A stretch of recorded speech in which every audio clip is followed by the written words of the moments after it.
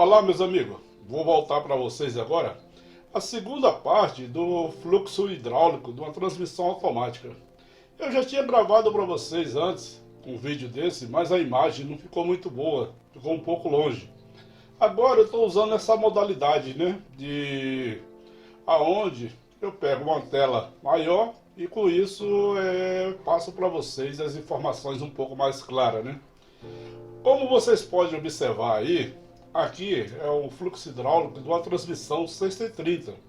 Mas o exemplo que vale para quase todas as outras, né? Então, vocês não vão me ver nesse vídeo, mas por isso que eu quero dar mais ênfase ao nosso fluxo hidráulico, né? Esse vídeo vai para os meus alunos que já fizeram o treinamento e que talvez ainda ficou alguma dúvida, né? Então, nesse momento, a nossa transmissão aqui, ela está em neutro.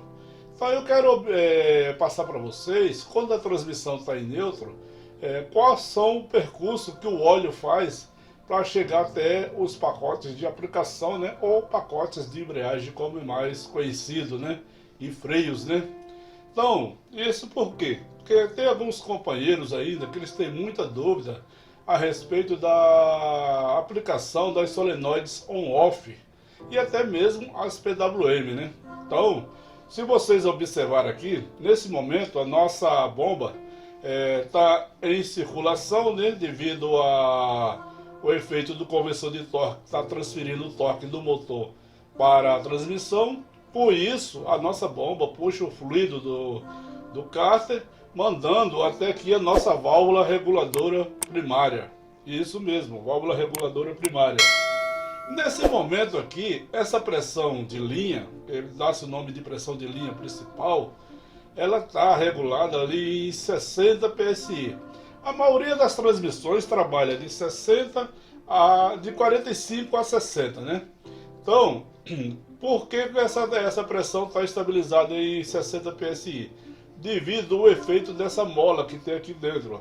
Se vocês observarem, agora com o novo sistema de filmagem, vocês podem dar zoom. Se vocês observarem, aqui a gente tem uma mola. Então, essa mola foi calibrada para manter uma pressão em neutro de 60 PSI. Porque nesse momento, essa pressão aqui que vem lá da nossa válvula reguladora de pressão, ela não está atuando, né? Então, todo o controle da pressão principal é feito por essa mola, né? E ao mesmo tempo, para essa pressão se manter estabilizada aqui, a gente tem um estrangulador aqui, ó. Se vocês observar, temos um estrangulador. Com isso, pegando uma amostra da pressão e empurrando a mola de volta, né? Com isso, a nossa pressão aqui fica estabilizada, tá? Talvez dê alguma interferência na imagem, acho que é o áudio na hora de captar, tá dando uma interferência na câmera. Então, e caso essa mola perca o controle, nesse momento a gente tem uma válvula aqui, uma válvula de esfera, que caso o excesso de pressão passe, só que nesse momento ela não está atuando, porque essa válvula aqui, ela tem um limite de pressão um pouco maior, né? Porque assim, no máximo ali, a pressão distal, passou disso, essa mola abre, deixando passar o excesso para o cárter. Então, a mesma coisa acontece aqui, quando está em neutro, através do efeito da mola, faz com que o excesso de pressão que tem aqui na linha, retorne aqui por essa linha que faz novamente o nosso cárter, né? Retomando, eu parei porque está tendo uma interferência na imagem aí. Então, se vocês, como eu tinha falado anteriormente, o excesso de óleo veio para o cárter, né? Então, nossa pressão estabilizada de 60 PSI vai lá na nossa válvula reguladora primária, fica parado lá e, ao mesmo tempo, essa pressão sobe, vai lá na nossa válvula reguladora de pressão modulada. Essa pressão modulada é a pressão que vai ser aplicada nos solenoides. Se vocês observarem aqui em cima, essa pressão em amarelo vai ser aplicada na entrada do solenoide, né? Aí depois, quando o solenoide estiver atuando, a mesma já sai uma outra pressão regulada de um pouco menor, né? Então, nossa pressão entrou na válvula manual e foi lá diretamente na nossa válvula reguladora modulada e foi numa válvula compensadora, ou seja, uma válvula regulada. Essa válvula aqui regula uma pressão um pouquinho baixa, na faixa de 9 PSI, para a preparação das aplicações das marchas terceira, quinta e ré. E ao mesmo tempo vai lá no nosso fluido de óleo, né? Se vocês observar, a pressão continua, o fluido continua, bem, entra na nossa válvula de gaveta reguladora que faz ré, primeira, quarta e quinta. Nesse momento a válvula está sendo acionada através do nosso solenoide 3, empurrando a válvula contra a pressão da mola. Com isso deixa uma passagem aberta, né? Então o óleo vem, entra nessa válvula reguladora, sai e vai embora, entra na nossa válvula reguladora de controle das embreagens, que também está sendo atuado aqui sim, ó. Nossa válvula solenoide on-off está atuando em cima dessa válvula de gaveta, contra a pressão da mola, para poder abrir o fluido, o fluxo, né? Então o óleo que vem lá daquela válvula reguladora lá, entra nele e sai e vem embora e vai diretamente para o nosso freio de baixa e ré, né? Com isso, deixa eu baixar aqui um pouquinho, isso. Então, como eu tinha falado, vai lá no nosso freio de baixa e ré. Para uma pré-aplicação, se você aplicar ali a primeira, o nosso freio de baixa e ré, ele atua, dependendo se for primeira manual, ele vai atuar, se for na ré, ele vai atuar, né? Então, aí a gente temos a nossa preparação para a aplicação das marchas, né?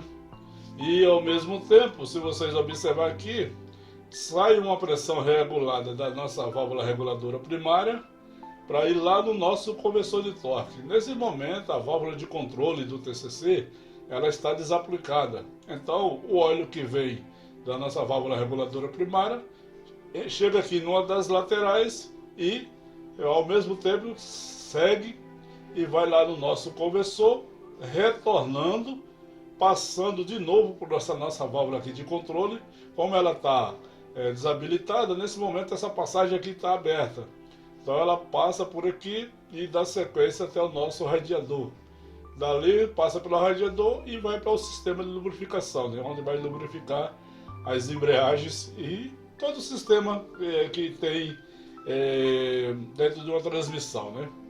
Caso essa pressão ultrapasse, temos aqui uma esfera de controle, né? Essa esfera vai abrir, deixando o excesso de pressão retornar para o cárter, né? Então,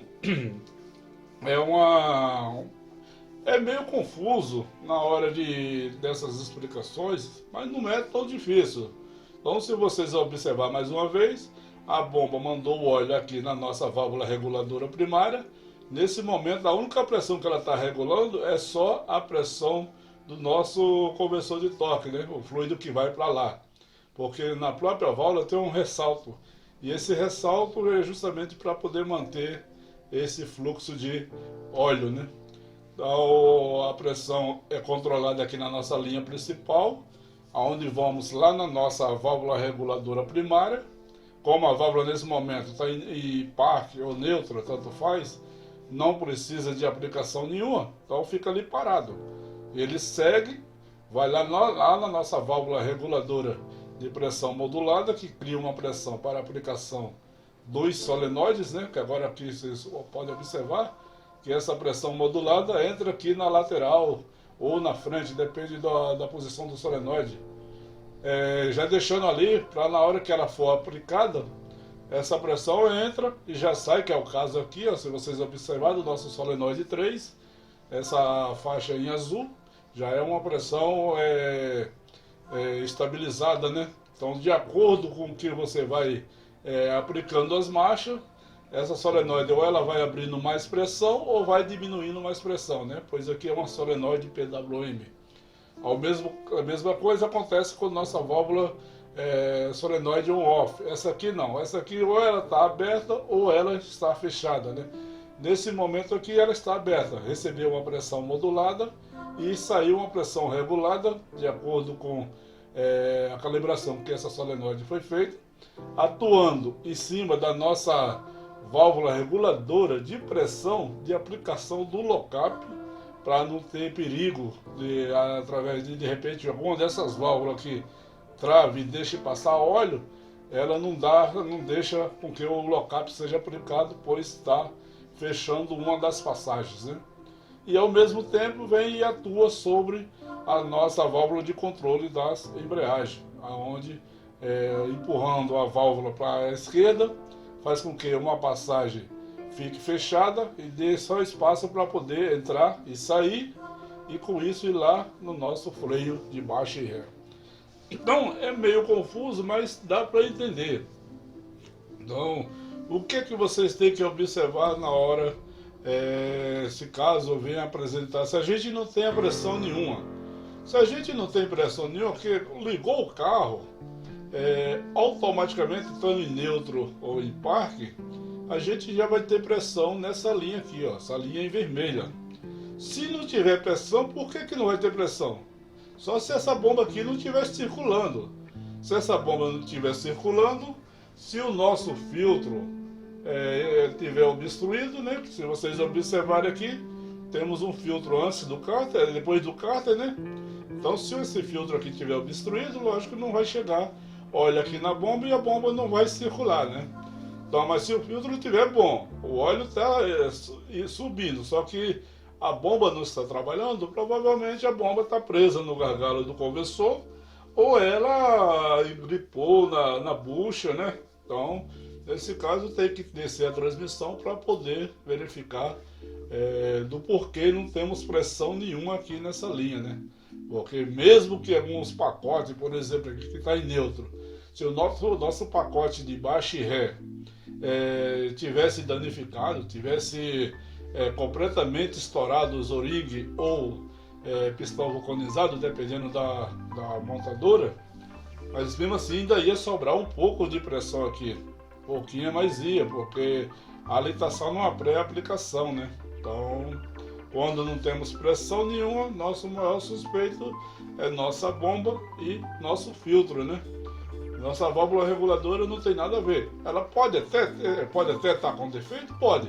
Porque se ela travar no sentido para a direita, que eu acho meio difícil, que ela não ia dar problema, porque temos aqui a nosso estrangulador, aonde pega uma amostra e vai diretamente na cabeça dela, né? Mas digamos que ela travou aqui para a direita, então todo o excesso do óleo está retornando para o cárter de novo. Porque eu acho que não é difícil acontecer isso. O que pode acontecer é um desgaste, né? E com isso, né, ela tem uma perca de pressão, mas não ficar completamente 100%, né? Ou se não, que é o mais raro ainda, né? Essa esfera aqui ter danificado, como essa linha aqui usa esfera de plástico, mas para poder todo o excesso de óleo aqui passar por essa esfera aqui, teria que ter um desgaste muito grande, né? Então, nosso maior suspeito mesmo aqui é a bomba e o filtro, quando a gente está em neutro ou parque, não tiver pressão nenhuma aqui no sistema. Valeu, meus amigos?